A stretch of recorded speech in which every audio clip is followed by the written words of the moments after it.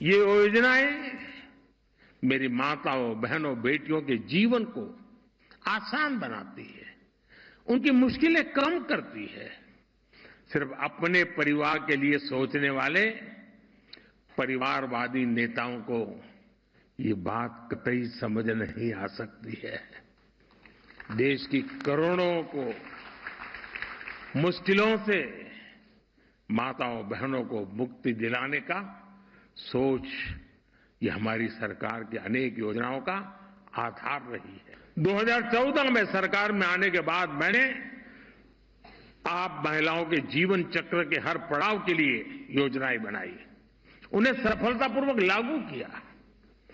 आज पहली सांस से लेकर आखिरी सांस तक मोदी कोई न कोई योजना लेकर के भारत की बहन बेटियों की सेवा में हाजिर हो जाता है। वहीं महिलाओं को सशक्त और आत्मनिर्भर बनाने के लिए आज एक और पहल की गई है। सशक्त नारी विकसित भारत कार्यक्रम के तहत इस दौरान प्रधानमंत्री नरेंद्र मोदी ने 1000 दीदियों को ड्रोन सौंपा। इसी से जुड़ी रिपोर्ट आपको दिखाते हैं। प्रधानमंत्री नरेंद्र मोदी ने सोमवार को दिल्ली में सशक्त नारी विकसित भारत कार्यक्रम में हिस्सा लिया। कार्यक्रम में प्रधानमंत्री मोदी ने 1000 नमो ड्रोन दीदियों को ड्रोन भी सौंपे। इस दौरान ड्रोन दीदियों ने पीएम के सामने ड्रोन भी उड़ाया। पीएम मोदी ने कहा कि यह कार्यक्रम महिला सशक्तिकरण के लिहाज से बहुत ऐतिहासिक है। देश में 1 करोड़ से ज्यादा बहनें लखपति दीदी बन चुकी है। यह आंकड़ा छोटा नहीं है। अब हमें 3 करोड़ लखपति दीदी के आंकड़े को पार करना है और इसी उद्देश्य से 10,000 करोड़ रुपए की राशि भी इन दीदियों के खाते में ट्रांसफर की गई। नमो ड्रोन दीदी कार्यक्रम से 15,000 स्वयं सहायता समूहों को जोड़ा जा रहा है। इन समूहों को ड्रोन उपलब्ध कराए जाएंगे। महिलाओं को ड्रोन चलाने का प्रशिक्षण भी दिया जा रहा है। इसका उद्देश्य महिलाओं को आत्मनिर्भर बनाना है।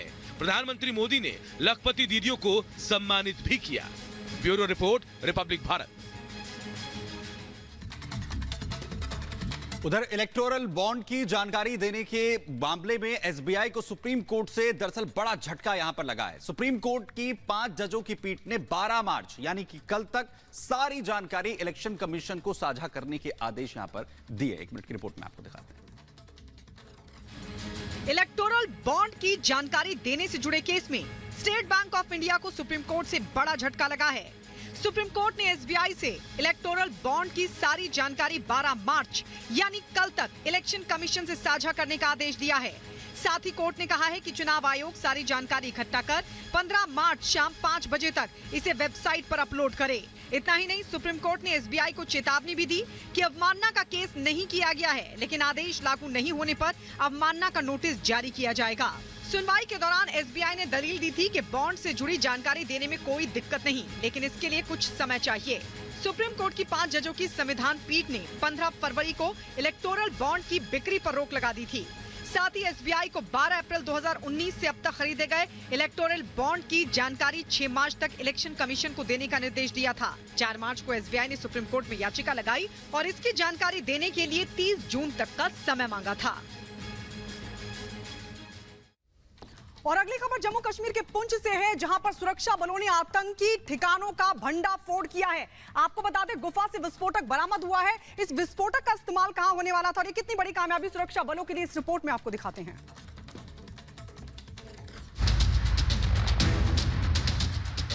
सुरक्षा बलों ने आतंकियों के ठिकाने का पर्दाफाश किया है।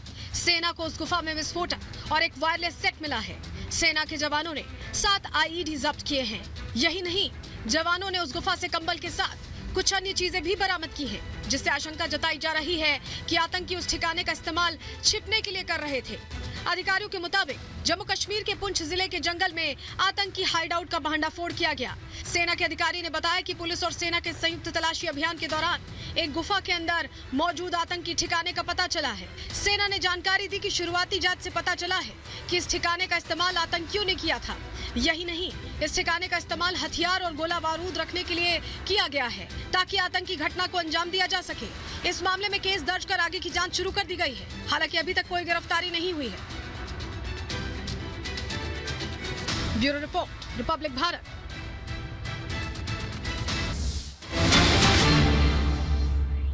और ये जो एक्सप्रेस हाईवे बना है, इसमें हरियाणा के जितने रोड है उसको भी हमने अच्छी तरीके से बनाया है।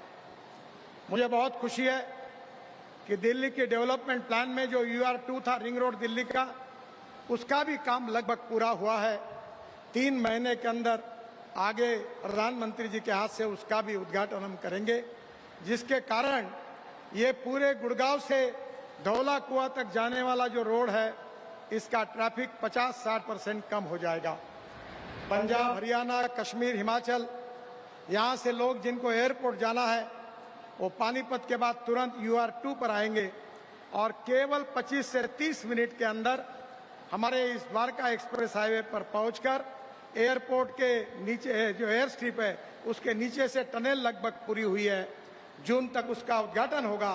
T2 और T3 तक चले जाएंगे और जिसके लिए 2 से 2.5 घंटे लगते थे वो केवल आधा घंटे में हो जाएगा।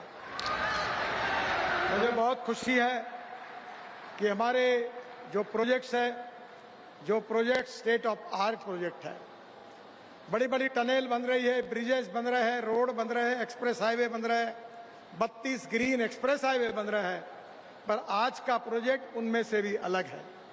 ये स्टेट ऑफ आर्ट प्रोजेक्ट आदरणीय प्रधानमंत्री आज राष्ट्र को समर्पित कर रहे हैं। ये हम सब के लिए बहुत आनंद का और समाधान का विषय है। ये प्रोजेक्ट बनाते समय काफी नई नई टेक्नोलॉजी का उपयोग हुआ है। UR2 में करीब 30 लाख टन से ज्यादा कचरा दिल्ली के गाजीपुर से सेग्रीगेट करके हमने रोड के बीच में डाला है। जो प्रधानमंत्री जी का स्वच्छ भारत अभियान है उसके अनुरूप अब हम कचरे का उपयोग रोड कंस्ट्रक्शन में कर रहे हैं। इकोलॉजी एंड इन्वायरमेंट को प्रोटेक्ट करते हुए ये रोड बनाते समय 12,000 पेड़ ऐसे थे जो तोड़ने की परमिशन हमको मिली थी, पर हमने उसको ट्रांसप्लांटेशन किया है, उसको जिंदा रखा है और इकोलॉजी एंड इन्वायरमेंट का भी प्रोटेक्ट किया। मैं बहुत हरियाणा के मुख्यमंत्री जी को और सरकार को धन्यवाद दूंगा कि उनके सहयोग के बिना ये काम नहीं होता। उनके ही मांग पर इस कार्य का शुभारंभ हुआ। हमारे दिल्ली के MP विदुड़ी जी और दूसरे भी हमारे सभी मंत्री, विधायक, सांसद, इन्होंने इसमें काफी अड़चनें आई थी और उन सब अड़चनों को दूर करने में उन्होंने भी बहुत मदद की। यहाँ हरियाणा के भी मंत्री, MLA, सबका बार बार सहयोग मिला और रात दिन काम चला और एक देश का अभिमान हो ऐसा एक बहुत बड़ा प्रोजेक्ट आज पूरा हुआ। फिर से एक बार हरियाणा की जनता को, देश की जनता को बहुत बहुत बधाई और प्रधानमंत्री जी को बहुत बहुत धन्यवाद। नमस्कार।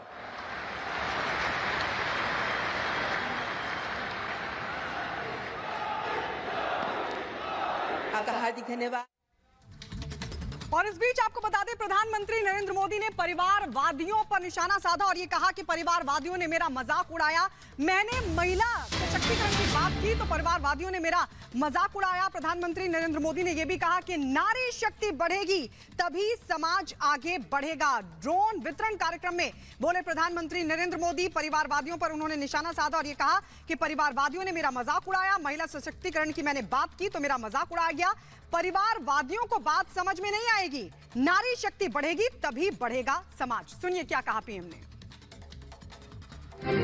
ये योजनाएं मेरी माताओं, बहनों, बेटियों के जीवन को आसान बनाती है, उनकी मुश्किलें कम करती है। सिर्फ अपने परिवार के लिए सोचने वाले परिवारवादी नेताओं को ये बात कतई समझ नहीं आ सकती है। देश की करोड़ों को मुश्किलों से माताओं, बहनों को मुक्ति दिलाने का सोच ये हमारी सरकार की अनेक योजनाओं का आधार रही है। 2014 में सरकार में आने के बाद मैंने आप महिलाओं के जीवन चक्र के हर पड़ाव के लिए योजनाएं बनाई, उन्हें सफलतापूर्वक लागू किया। आज पहली सांस से लेकर